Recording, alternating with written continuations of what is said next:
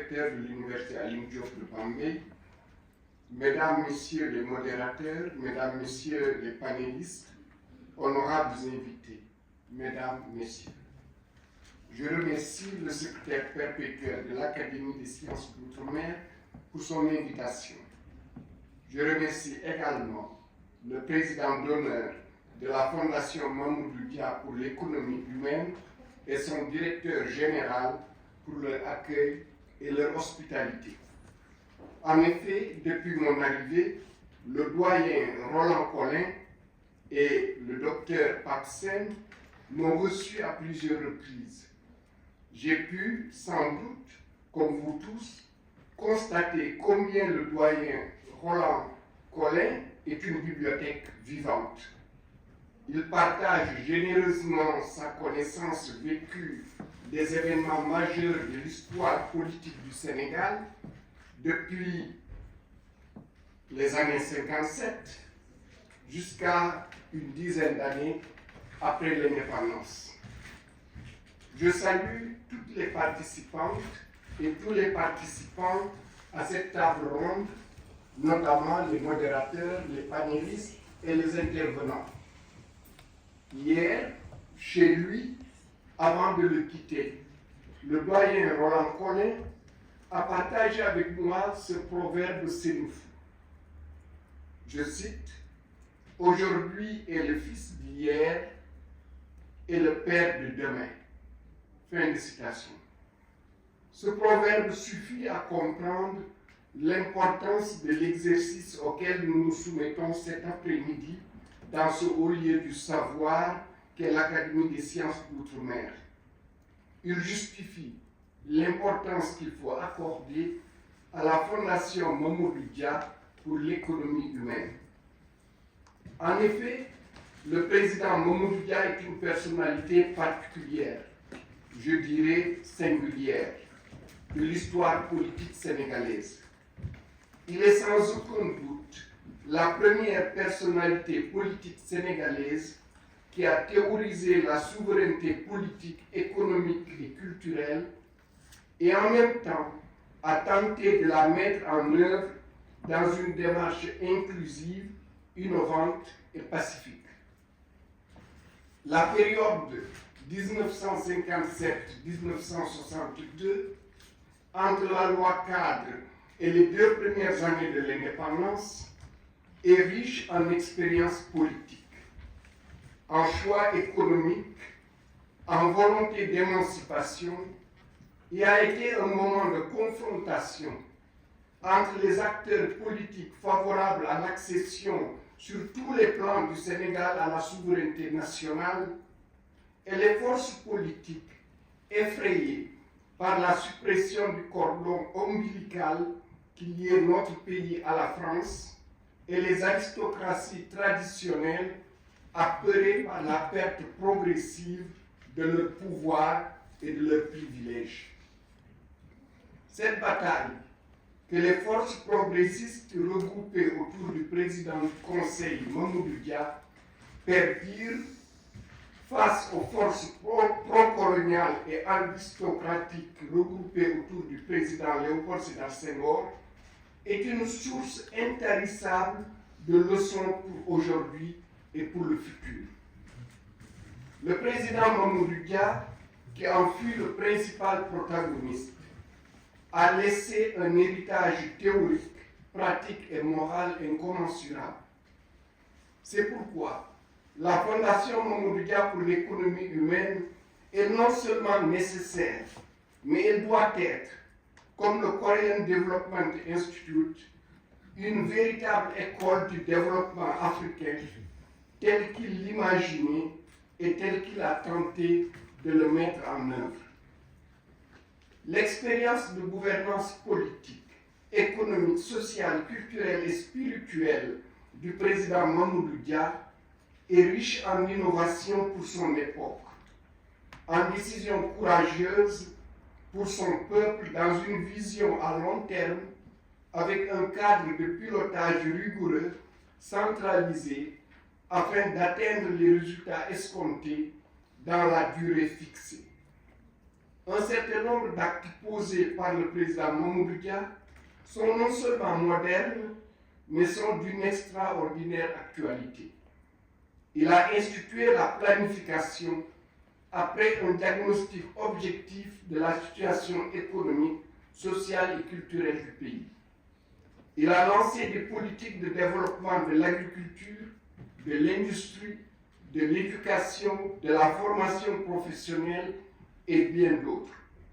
Ces politiques ont été sous-tendues par des réformes majeures de l'administration publique, l'organisation du monde rural en coopérative, la promotion de l'animation rurale, l'instauration de nouveaux aménagements du territoire, la conjugaison du spirituel avec le développement, etc. Le président Mamadou Dia était convaincu qu'il fallait une idéologie politique endogène pour mobiliser le peuple sénégalais afin qu'il porte et réalise cet immense défi politique, économique et social. Sa trajectoire familiale, son expérience professionnelle, ses études universitaires auprès de grands spécialistes de l'économie humaine et ses fréquentations personnelles l'ont conduit naturellement à la promotion de son idéologie endogène assumée, empreinte de spiritualité, ce qu'il appelait le socialisme africain. Mesdames, Messieurs, le parti, les patriotes du Sénégal pour le travail, l'éthique et la fraternité, le PASTEF, a choisi comme parrain le président Mamadou Dia. La victoire avec plus de 54% des suffrages de son secrétaire général, M. Bassirou Diomaye Diakhar Faye, au premier tour des élections présidentielles du 24 mars 2024, et celle de son président, M. Ousmane Sonko, aux élections législatives du 17 novembre 2024 avec plus de 54% des suffrages, marque le tournant décisif pris par le peuple sénégalais dans son adhésion sans équivoque à la politique de rupture systémique prônée par le PASTEF. Cette victoire est arrivée après 4 années de violence, de terreur, d'emprisonnement massif, de privation de liberté, d'assassinat de 86 jeunes, de destruction de biens publics et privés, de bâillonnement sans précédent de liberté. Le Sénégal vécut ainsi la pire période de sa jeune histoire. Notre pays recouvre agréablement les concepts de souveraineté, de rupture systémique, d'inclusion et de liberté reconquise. De plus, le Sénégal a organisé, dans des délais très courts, une élection législative anticipée sans aucune contestation. Ce tournant historique est la résultante du choix conscient des leaders du PASTEF, le choix de la voie démocratique, pacifique, de conquête du pouvoir. Diomaye et Sonko quittèrent la prison pour accéder au pouvoir, sans rancœur, sans esprit de revanche, attachés qu'ils sont à la consolidation de la démocratie, de l'unité nationale et du vivre ensemble sénégalais. Le Sénégal n'est-il pas un des rares pays africains à pouvoir exhiber son exception démocratique et promouvoir ainsi son dividende démocratique? Le parrain, Mamadou Dia, sera sans doute fier de ses héritiers qui, en seulement une année, ont posé les bases d'une transformation nationale. La vision du président de la République, Bassirou Diomaye Diakhar Faye, a été déclinée dans le document stratégique intitulé Agenda national de transformation Sénégal 2050. Le master plan 2025-2034 a été élaboré. La stratégie nationale de développement du Sénégal 2025-2029 a été finalisé. Enfin, le Bureau opérationnel de coordination et de suivi des politiques publiques a été mis en place. Il sera suivi de la création de l'organe stratégique de pilotage de l'agenda national de transformation. La Cour des comptes a publié l'état des lieux des finances publiques. Les assises de la justice sont déjà tenues et les prochaines assises seront consacrées au système politique. Le Sénégal souverain, prospère et juste, et ancré dans des valeurs fortes, se construit chaque jour au rythme soutenu. Dès son investiture, le président de la République a démissionné de ses fonctions politiques au sein de son parti. À la fin de l'année 2025, il n'y aura plus de base étrangère au Sénégal. La conférence des administrateurs et managers publics s'est tenue. Elle a jeté les bases d'une réforme en profondeur de l'administration. La relance de l'agriculture, de l'élevage, de la pêche, de la transformation agroalimentaire est résolument entamée avec notamment la réouverture des huileries et la participation de l'armée nationale à la distribution des semences et des intrants aux vrais agriculteurs.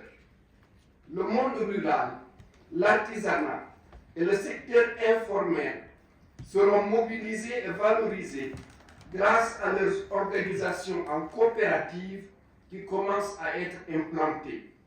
1000 coopératives déjà lancées, coopératives productives et solidaires, les coopératives agricoles communautaires vont suivre.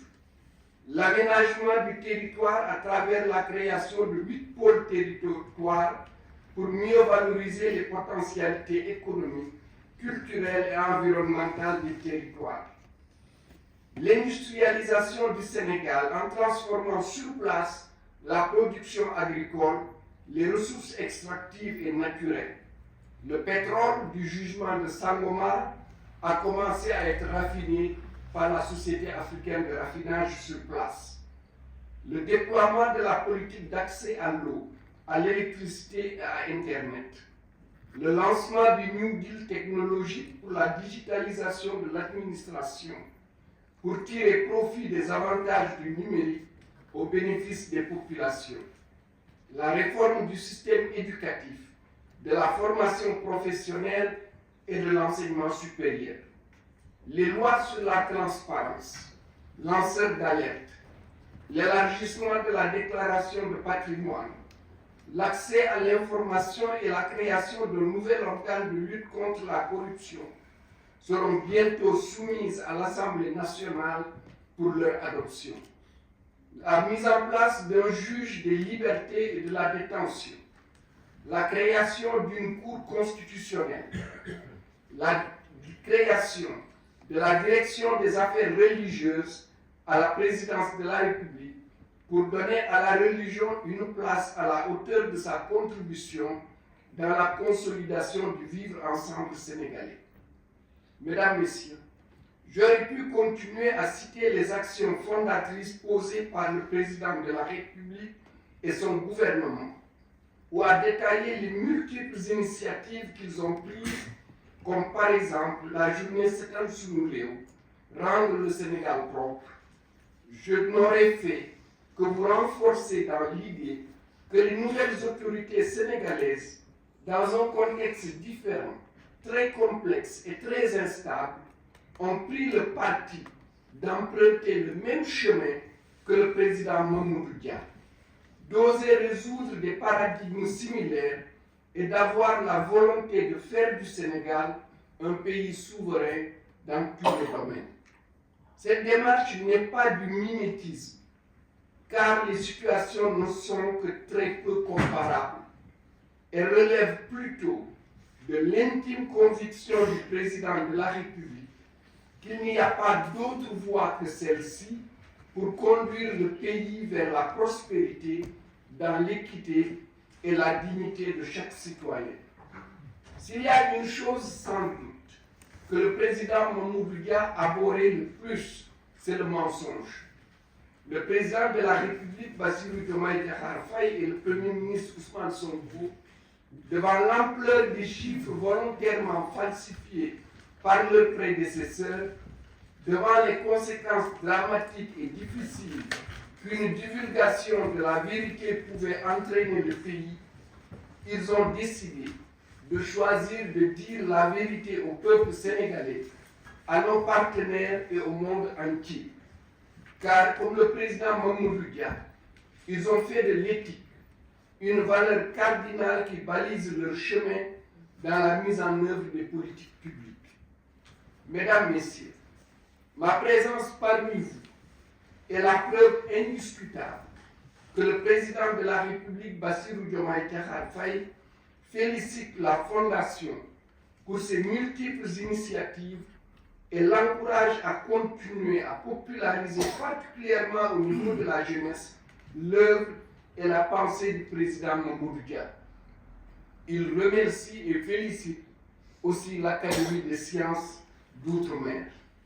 Je termine mon intervention en souhaitant une très bonne santé et une longue vie au doyen Roland Collin. Je vous remercie de votre attention.